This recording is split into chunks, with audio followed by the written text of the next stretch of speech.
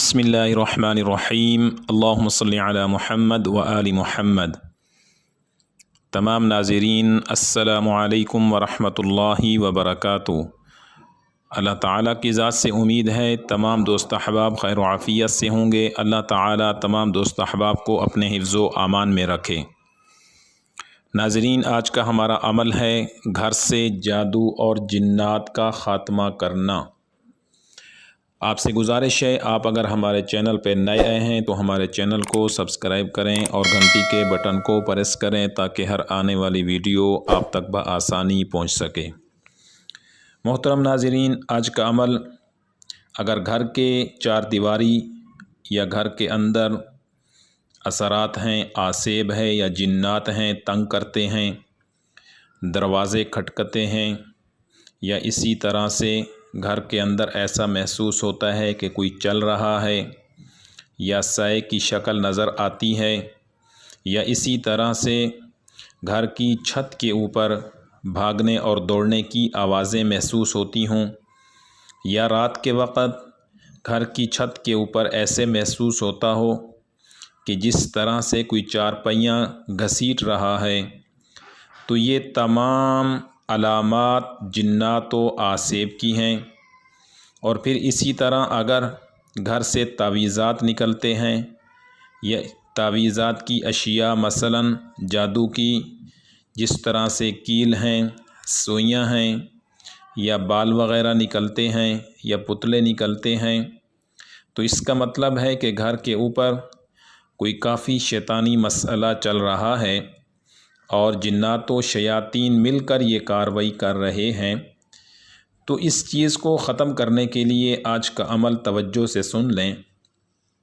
ناظرین، عمل یہ ہے کہ آپ نے ایک زندہ مرغی لینی ہے اور اس مرغی کو آپ نے جمعہ کی شام کو اپنے گھر کے اندر اس روم کے اندر باندھنا ہے، بیڈ کے پاؤں کے ساتھ یا چارپائی کے پاؤں کے ساتھ باندھ دینا ہے۔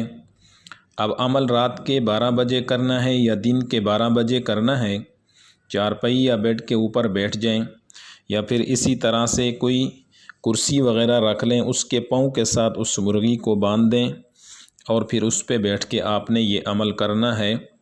تو عمل کی ترتیب کیا ہے کہ آپ نے مرغی کو باندھنے کے بعد آپ نے 101 مرتبہ آیت الکرسی اور 101 مرتبہ سورۃ الفلق پڑھنی ہے، اور پانی کی بوتل سامنے رکھ کے اس کے اوپر دم کر لینا ہے۔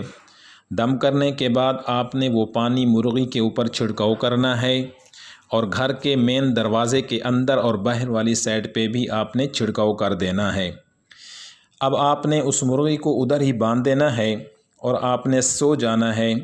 اگر رات کو عمل کیا تو صبح دیکھنا کہ وہ مرغی تمام اثرات کو کھینچے گی، اور مرغی یا تو بہت زیادہ بیمار ہو جائے گی یا پھر وہ مرغی اسی وقت مر جائے گی۔